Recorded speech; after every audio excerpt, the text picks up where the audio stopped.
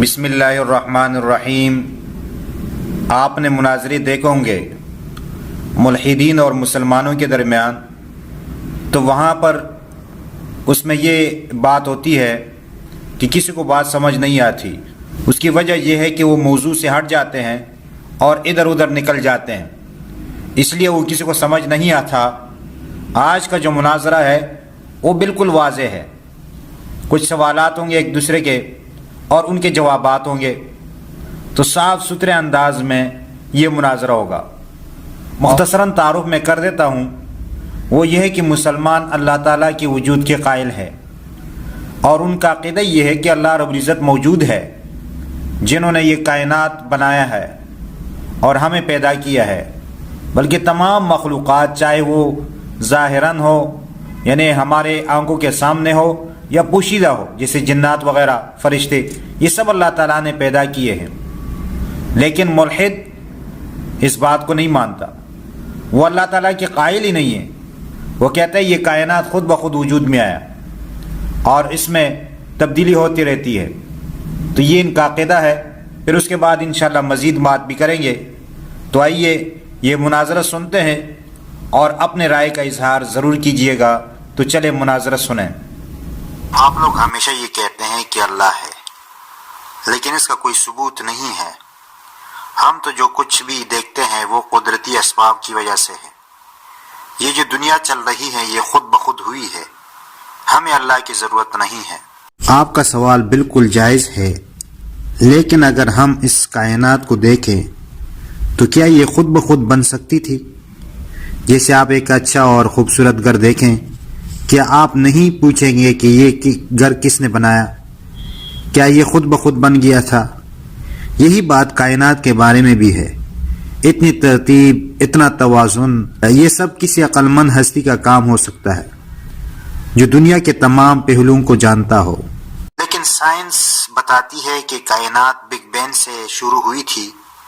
یہ صرف قدرتی عمل تھا، اس میں کسی خدا کا کوئی دخل نہیں تھا۔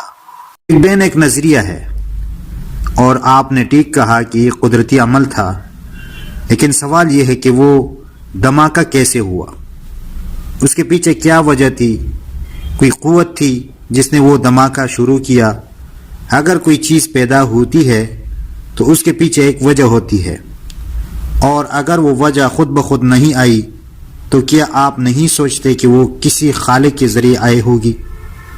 لیکن پھر اگر ہم خدا کو مانیں تو خدا کو بھی کسی نے پیدا کیا ہوگا۔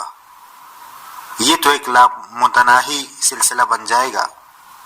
یہ ایک اہم سوال ہے، لیکن اللہ تعالیٰ کو ہم بے نیاز ہستی مانتے ہیں، یعنی وہ کسی کا محتاج نہیں ہے، وہ خود بخود موجود ہے اور اس کا کوئی آغاز نہیں۔ ہر چیز کا ایک آغاز ہوتا ہے، لیکن اللہ کا آغاز نہیں ہے، وہ ہمیشہ سے ہے اور ہمیشہ رہے گا۔ یہ عقل سے بھی سمجھا جا سکتا ہے، کیونکہ ایک ایسی ہستی کا وجود جس کا کوئی آغاز نہ ہو، یہ ہمارے محدود دماغ کے لیے مشکل ہے، لیکن یہ حقیقت ہے۔ لیکن دنیا میں اتنی تکلیفیں کیوں ہیں؟ اتنی مشکلات کیوں ہیں؟ اگر اللہ ہے تو پھر ان تکلیفوں کا کیا فائدہ ہے؟ یہ سوال بہت اہم ہے۔ دنیا میں تکلیفیں، بیماری اور مشکلات دراصل انسان کی آزمائش ہے۔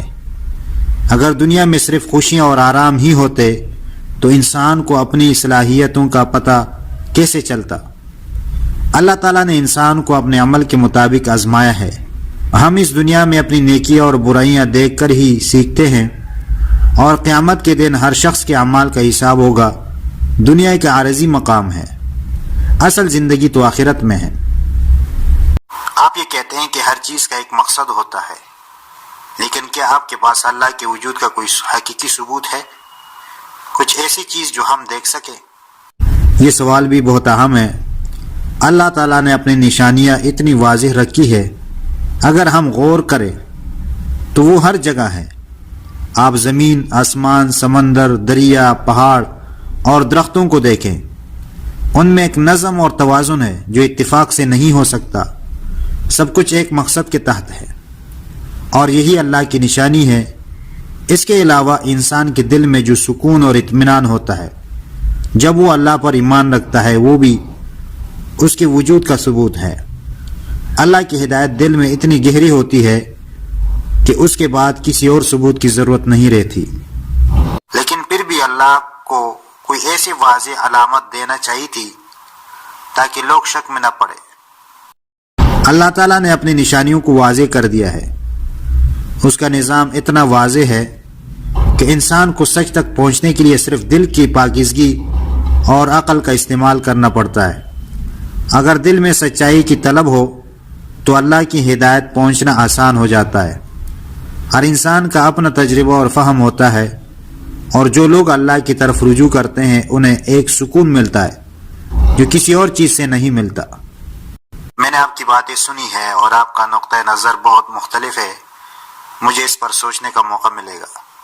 یہ بہت اچھا ہے کہ آپ سوچنے کا وقت لے رہے ہیں۔ حقیقت کی تلاش ہی اصل مقصد ہے۔ اللہ تعالی ہمیں اپنے علم سے نوازے اور ہمیں سچ تک پہنچنے کی توفیق دے۔ میں دعا گو ہوں کہ اللہ تعالی ہمیں اپنی ہدایت دے تاکہ ہم اپنی زندگی میں سچ کو پہچان سکے۔ اللہ تعالی ہمیں اپنے راستے پر چلنے کی طاقت دے، آمین ثم آمین۔ تو ناظرین، آپ نے یہ مناظرہ دیکھا اور سنا۔ انشاءاللہ آپ کو اس گفتگو سے کچھ فائدہ پہنچا ہوگا۔ یہ بات یاد رکھیے کہ سوالات کا اٹھانا اور جواب تلاش کرنا ہماری عقل کا حصہ ہے، مگر سچائی تک پہنچنے کے لیے دل کا صاف ہونا بھی ضروری ہے۔ اللہ تعالی ہمیں اپنی ہدایت دے اور ہمیں سچ کا پتہ چلانے کی توفیق عطا کرے۔ میں دعا گو ہوں کہ اللہ ہمیں اپنی راہ راست دکھائے۔ آپ سب کو شکریہ، اور جو کچھ بھی کہا وہ میری طرف سے بہترین نیت کے ساتھ تھا۔ اللہ تعالی ہمیں اپنی ہدایت دے، آمین ثم آمین یا رب العالمین۔ تو جی آپ نے مناظرہ سن لیا، بالکل واضح انداز میں اور آسان الفاظ میں، تاکہ ہر کسی کو بات سمجھ آئے۔ نہ اس میں انگلش کے الفاظ ہے جو بعض لوگوں کو سمجھ نہیں آتے، اور نہ کوئی پیچیدہ باتیں ہیں، بس عقلی آسان انداز میں دلائل تھے جو مسلمان دے رہا تھا۔ ہمارے چینل کو سبسکرائب کرے اور اپنے رائے کا اظہار کیجیے گا۔ اللہ تعالی ہم سب کا حامی اور ناصر ہو، آمین ثم آمین یا رب العالمین۔